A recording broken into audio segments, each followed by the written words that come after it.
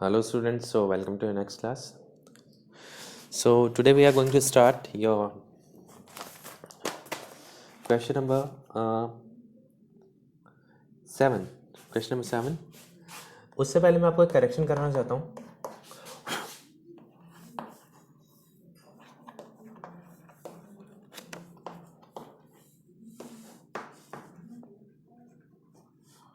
Okay, the correction is question number 3 में मैंने volume का जो फॉर्मूला लगाया था ना, एरियन वॉल्यूम का, वो मैंने उसका लगा दिया था स्फेयर का, लेकिन आपको वहाँ पे हेमिस्फेयर का फॉर्मूला लगाना था और हेमिस्फेयर का आपको वहाँ पर टोटल सरफेस एरिया निकालना था. That is 3πr² and 2/3 πr³. ये दोनों फार्मूले लगेंगे. पहली चीज़ तो ये है. और वहाँ पे नोटिस करोगे जो आपका आंसर आएगा ना, वो आंसर ऑलमोस्ट सेम आएगा, 190 पॉइंट समथिंग. ठीक है, तो मेक श्योर आप उस क्वेश्चन को फिर से ट्राई करें. Question number 3. ठीक है, मैंने देखा नहीं था हेमिस्फेयर है, तो हेमिस्फेयर का ये होता है. ये टोटल सरफेस एरिया निकाला मैंने, कर्व सरफेस एरिया नहीं निकाला. ओके, तो यहाँ पर देख लीजिए area and volume. Okay, now question number 7. How many cones, sorry question number 7 अपने कोर्स में नहीं है, कोन्स वाला टॉपिक अपन को नहीं करना. ठीक है, question number 8. 8 sphere of same radius from a metallic sphere of radius 10 centimetre are formed. Find surface area of the each sphere so obtained.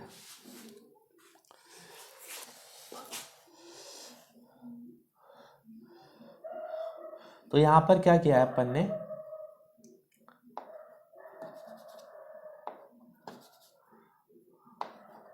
Volume of large sphere is equals to 8 into volume of small sphere. क्या हुआ है यहाँ पर है ना, हमने एक बड़े स्फेयर को पिघला कर एक छोटा स्फेयर बना, सॉरी 8 छोटे स्फेयर बनाए हैं. ठीक है, और जो छोटे स्फेयर का रेडियस है वो हमें निकालना है और बड़े स्फेयर का रेडियस हमें गिवन है. तो कैसे काम करेगा, वॉल्यूम क्या होता है, 4/3 πr³ is equals to 4/3 πr³. ठीक है, अब कई बच्चे पूछते हैं, और सॉरी 8 भी लगेगा यहाँ पर, 8 इंटू. अब बोलेंगे सर हमें सब कुछ समझ में आ गया, लेकिन 8 क्यों लगाया यहाँ पर. बेटा 8 इसलिए लगाया क्योंकि मैं, मान लीजिए 10 किलो का एक बॉक्स है मेरे पास, 10 किलो शुगर है, मैं उसको 2 किलो में बांट देता हूँ, तो कितने शुगर के पैकेट बनेंगे, 5 शुगर के पैकेट. तो मैं ऐसे लिखूंगा ना, 10 kg of sugar is equals to 5 into 2 kg of sugar. मतलब 10 kg यहाँ पर भी बन जाएगा. तो कितना अमाउंट है, 5, सॉरी यहाँ पर 8 है अपने पास. तो वैसे जैसे 5 शुगर के उसमें डिवाइड हुआ, वैसे अपना स्फेयर 8 में डिवाइड हुआ है, तो डिवाइड कर दिया. अपन आगे करते हैं, 4/3 कट जाएगा, पाई से पाई कट जाएगा, r³ यहाँ पर आएगा अपना 10 का cube is equals to 8 into r³. तो 10 का क्यूब हो जाता है 1000/8 इज इक्वल्स टू r³. ठीक है, तो यहाँ पर स्क्वायर रूट क्यूब रूट लेंगे. 1000 का क्यूब कितना होता है, 10. 8 का क्यूब कितना होता है, 2. तो 10/2 आ जाएगा. तो r की वैल्यू हो जाएगी अपनी 5 सेंटीमीटर. ये रेडियस किसका आ गया, अपना छोटे वाले स्फेयर का रेडियस आ गया. तो अब हमें क्या करना है, छोटे वाले स्फेयर का कर्व सरफेस एरिया निकालना है या फिर एरिया निकालना है. तो TSA ऑफ स्फेयर, TSA लिख दो या फिर सरफेस एरिया लिख दो, बात एक ही है. स्फेयर में एक ही चीज़ होती है, 4πr². तो 4 into 22/7 into 5 into 5. Now we know that it requires calculation, मतलब ये सीधे सीधे कुछ कट ही नहीं रहा. तो पहले तो 22 इंटू 5 करो, 110 आ जाएगा. इसको करने का शॉर्ट ट्रिक बताता हूँ तुम्हें. ठीक है, 22 और 5 का जो पेयर बनता है, इनका मल्टीप्लीकेशन आता है 110. 5 4 जा 20. ठीक है, अपॉन में 7. बहुत शॉर्ट तरीका बता रहा हूँ। जब भी 22 और 5 का पेयर बने ना तो उसको ऐसे सॉल्व किया करो। अब अपन को पता है 11 और 2 को मल्टीप्लाई करो, 22, 2 जीरो एक्स्ट्रा, और इसको लिख दो 7 से डिवाइड कर दो। तो ये पाई की वैल्यू आ गई अपनी 314 पॉइंट समथिंग आएगा। ये आंसर मैं नहीं लिखा रहा, ये आप खुद करोगे इसको कैलकुलेट, सेंटीमीटर स्क्वायर। तो ये आपकी वैल्यू आ गई, ठीक है। बहुत प्यारा क्वेश्चन है बच्चों, ये ज़रूर करना है इसको, it's very important question for board examinations as well. Now I am going to rub this.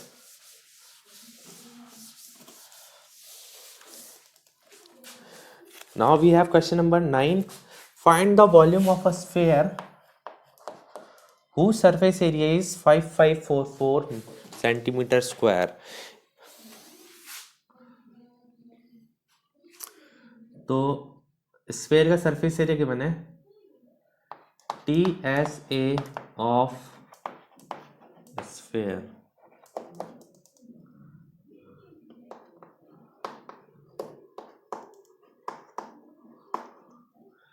Four pi r square is equal to 5544।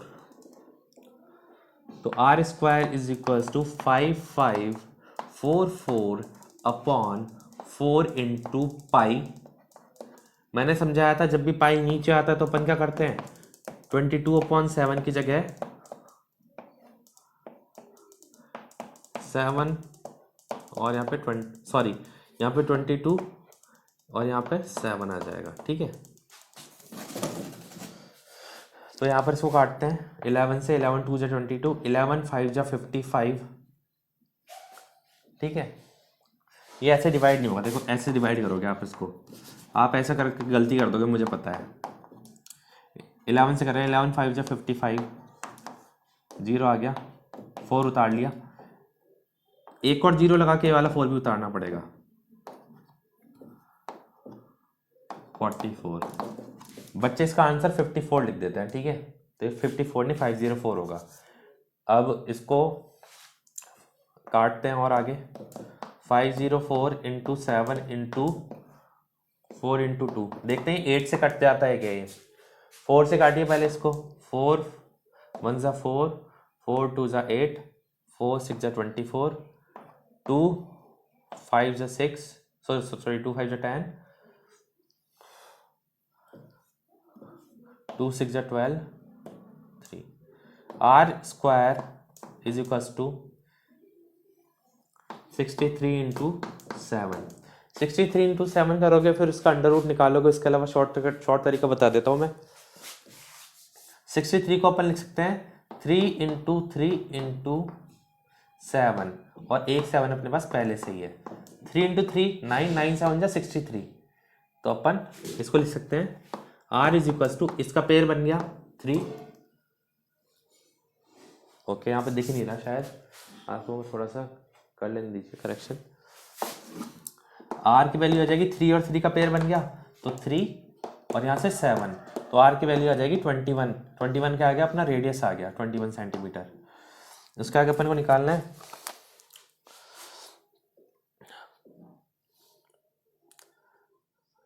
Its volume. So volume क्या हो जाएगा,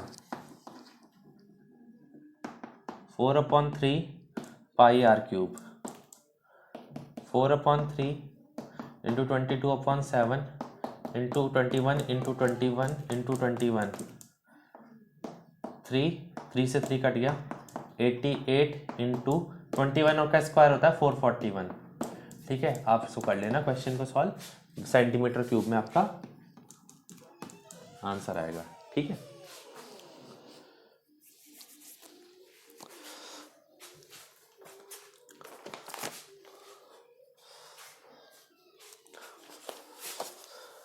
मिटा रहा हूं उसको।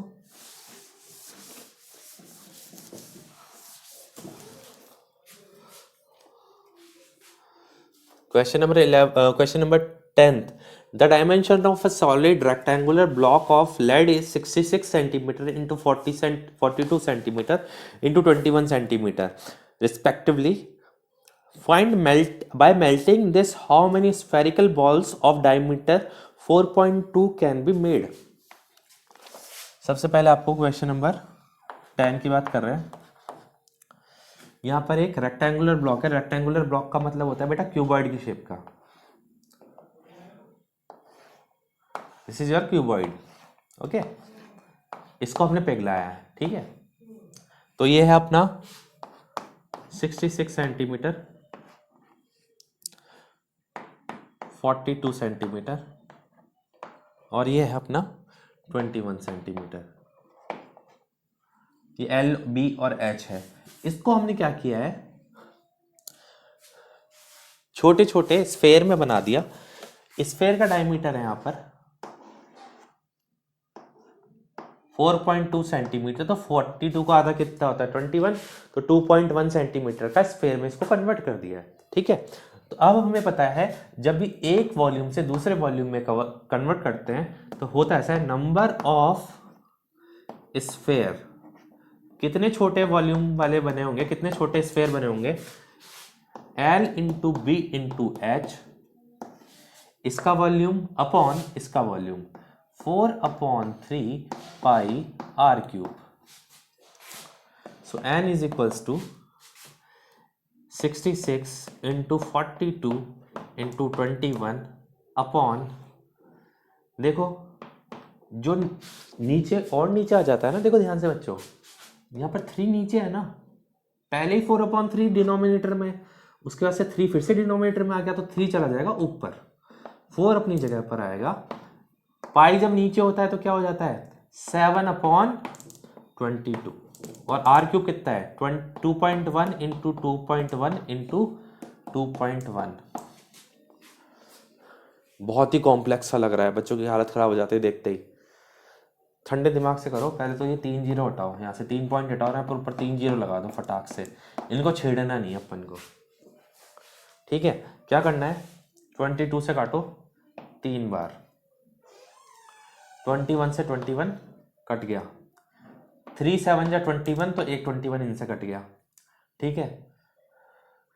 इस 21 से 21 1 जा 21, 21 2 जा 42, तो हमारे पास n की वैल्यू बच गई 3 इंटू 2 इंटू 1000 अपॉन 4। तो अब 2 2 जा 4, 500, सो n की वैल्यू हो गई 1500 spherical balls can be made out of this. Okay, let me check the answer of first 16.4 का 10 1500 बिल्कुल सही आंसर है। आपको ध्यान क्या रखना है, आप यहाँ पर जो इतना कॉम्प्लेक्स सा कैलकुलेशन है ना, इसको एक स्टेप में निपटाने की छोड़ते हो। मैंने इसको 2 स्टेप में करा, आप 3 में कर दो, लेकिन है ना खुला खुला लिखो ताकि आप गलती ना करो। यहीं पर आप गलती करते हो, ठीक है। आपको मेक श्योर करना है इसी बात का।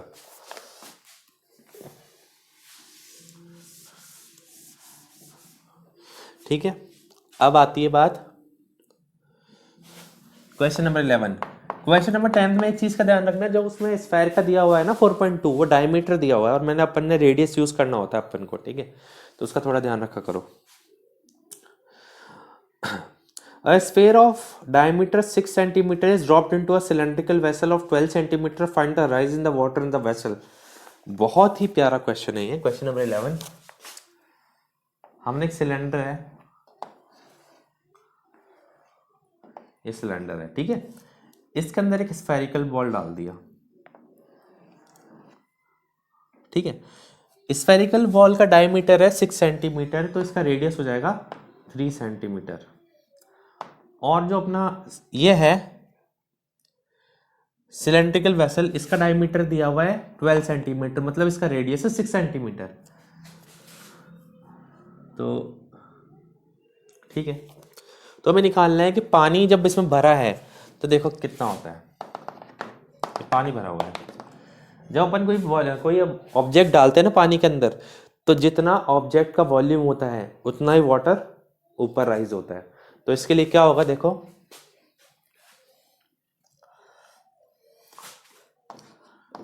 Volume of water rise is equals to volume of sphere. कितना पानी ऊपर उठा? वॉल्यूम ऑफ स्फेयर के बराबर। लेकिन वॉल्यूम ऑफ वाटर राइज का कैसे निकालेंगे सर? कितना पानी ऊपर उठा है, ये पानी का कोई शेप नहीं होता तो आप वॉल्यूम कैसे कर सकते हो? बेटा पानी या किस शेप में रखा हुआ है अपने पास? सिलेंड्रिकल शेप में। तो जब भी पानी ऊपर उठेगा तो सिलेंड्रिकल शेप में ऊपर उठेगा। तो वहां पर हम क्या करेंगे, अब सिलेंडर का फॉर्मूला लगा दें कुल मिला के। तो सिलेंडर का फॉर्मूला क्या होता है? Pi capital R square capital H is equals to 4/3 into pi r cube. यहाँ पे स्मॉल आर, यहाँ पे कैपिटल आर। पाई से पाई कट गया, ठीक है। यहां पे सॉल्व कर रहा हूं बाकी का। 6 into 6 into H is equals to 4/3 into r cube, 3 into 3 into 3, ठीक है। तो H is equals to 4 into 3 into 3 into 3 upon 3 into 6 into 6। इस 3 से ये 3 कट गया, इससे ये कट गया 2 टाइम्स, इससे कट गया 2 टाइम्स। तो एच आ जाएगी अपनी 4/4, दैट इज 1 सेंटीमीटर। पानी कितना ऊपर उठा बच्चों? 1 सेंटीमीटर ऊपर उठा पानी, बस इतना सही है ये, ठीक है। पानी ज्यादा ऊपर नहीं उठेगा।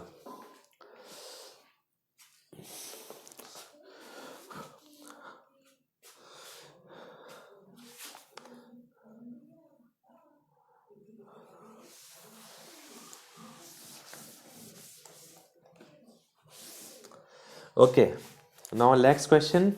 A hemispherical ball of internal radius 9 centimeter is full of liquid. This liquid is to be filled into cylindrical shaped small bottles, each of diameter 3 centimeter and height is equals to 4 centimeter.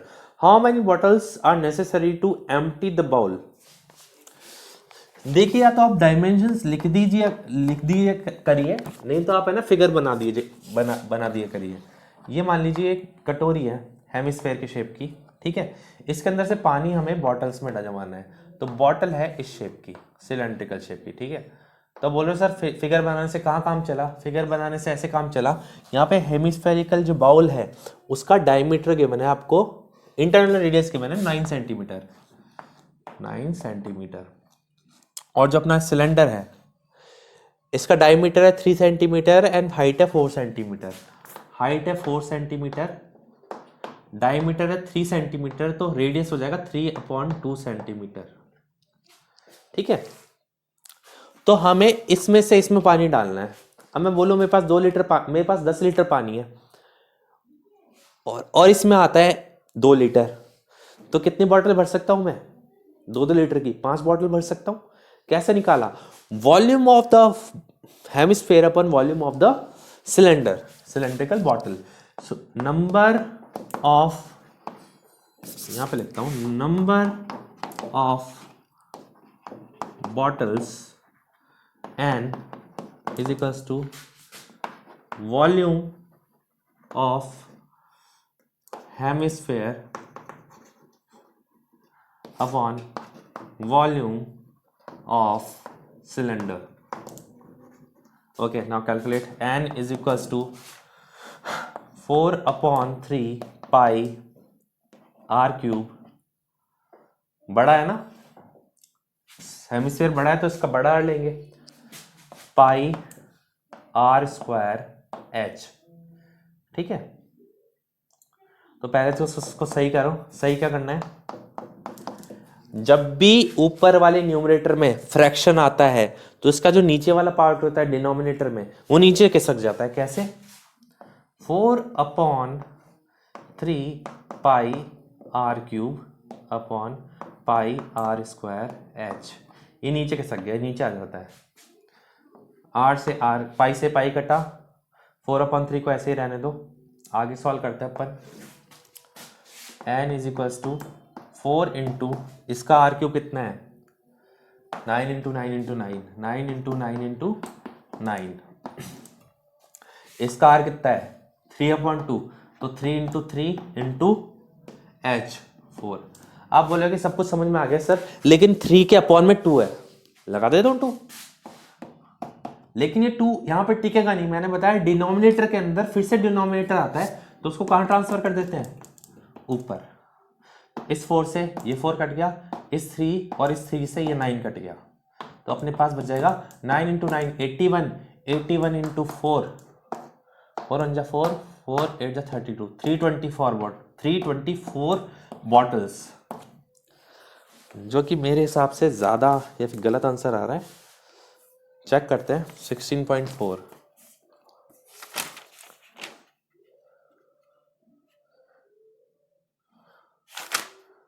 Question number 12, 54 bottles इसका answer आ रहा है। Let me check, pause करने दो। Okay students, हमारी mistake पकड़ में आ गई। पहली बात ये हेमिस्फेयर है, तो 2 आएगा, यहाँ पर 2 आएगा, यहाँ पर 2 आएगा और यहाँ पर भी 2 आएगा। इस 4 को इंटैक्ट रहने दो अभी 2 मिनट के लिए। दूसरी चीज 3r²h, तो 3 फिर उसके बाद r² वाले 2 3 आएंगे, तो मैंने ये गलती कर दी थी, ठीक है। तो 3 से काटो इसको, 3 3 जा 9, तो n इज इक्वल्स टू, इन दो 2 से 4 कट जाएगा, 2 into 3 into 9, so n is equals to 6 6 9 जा 54 अपना आंसर आ रहा है, ठीक है। तो ऐसे बड़े बड़े आंसर आते हैं ना, तो खुद ही डाउट होने लग जाता है कि हमने कोई गलती कर दी है। ठीक है student, that's it, that's all for today's class. मैं ज़्यादा खींचना नहीं चाहता आज के टॉपिक को, मतलब आज ज़्यादा क्लास लंबी हो जाएगी। तो that's all for today's class. Thank you and have a nice day. मिलते हैं नेक्स्ट क्लास में।